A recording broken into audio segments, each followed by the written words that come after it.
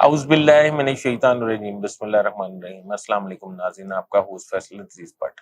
ناظرین، ایک روز قبل شہداء کے لواحقین نے، خاندان نے ایک پریس کانفرنس، بہت بڑی پریس کانفرنس کی۔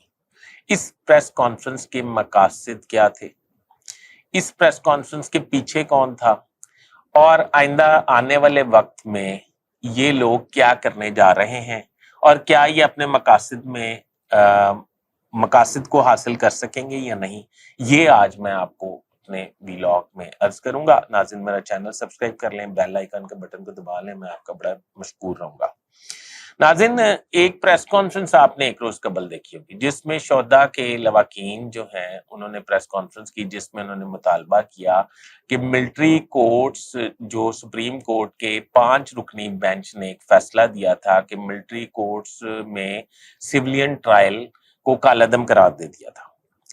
شہداء کے لواحقین نے یہ پریس کانفرنس کی کہ یہ جو ٹرائل ہیں یہ ملٹری کورٹس میں ہی ہونے چاہیے، اور اس کے لیے وہ آئندہ آنے والے 1-2 روز میں کورٹ سے، سپریم کورٹ سے رجوع بھی کرنے والے ہیں۔ جب وہ سپریم کورٹ سے رجوع کریں گے تو ڈیفینیٹلی سپریم کورٹ کو اگر اس کو ایکسیپٹ کر لیتی ہے سپریم کورٹ ان کی درخواست کو، تو وہ اس سے 5 سے بڑا بینچ بنانا پڑے گا، یعنی کہ 7 رکنی بینچ بنے گا۔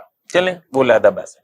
اب یہ پریس کانفرنس کا مقاصد کیا ہے؟ اس پریس کانفرنس کے مقاصد یہ ہے کہ ثانیہ 9 مئی کے جو لوگ ہیں، عمران خان اور ٹاپ لیڈرشپ اور جتنے لوگ اس ثانیہ 9 مئی میں ملوث تھے، ان کے خلاف فاسٹ ٹرائل ہو اور ملٹری کورٹ سے ٹرائل ہو، اور ان کو سزائیں ہو جائے الیکشن سے پہلے پہلے۔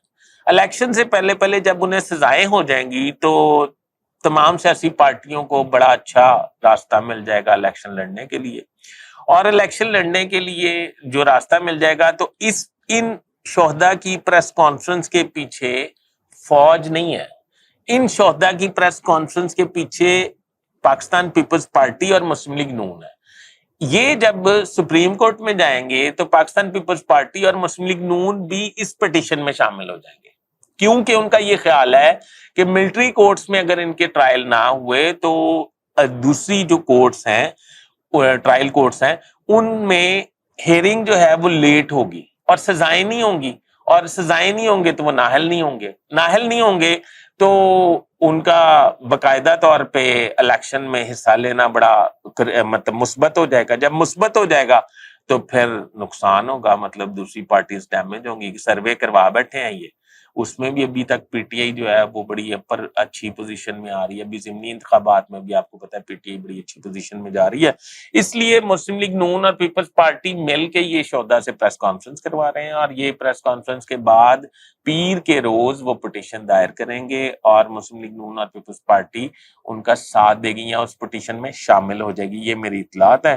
تو آنے والے وقت میں دیکھتے ہیں کیا ہوتا ہے کہ یہ اپنے مقاصد میں کامیاب ہو سکتے ہیں یا نہیں ہو سکتے۔ ویسے میں ایک ویلاگ اور کروں گا جس میں آپ کو جسٹس قاضی فائز عیسیٰ یا جتنے جسٹس اگر ایکسپیکٹڈ بینچ بنتا ہے 7 رکنی، تو اس میں بتاؤں گا کہ اگر وہ 7 رکنی بینچ بنتا ہے تو کیا وہ ملٹری کورٹس والے کالعدم فیصلے کو بحال کر دیتے ہیں یا نہیں۔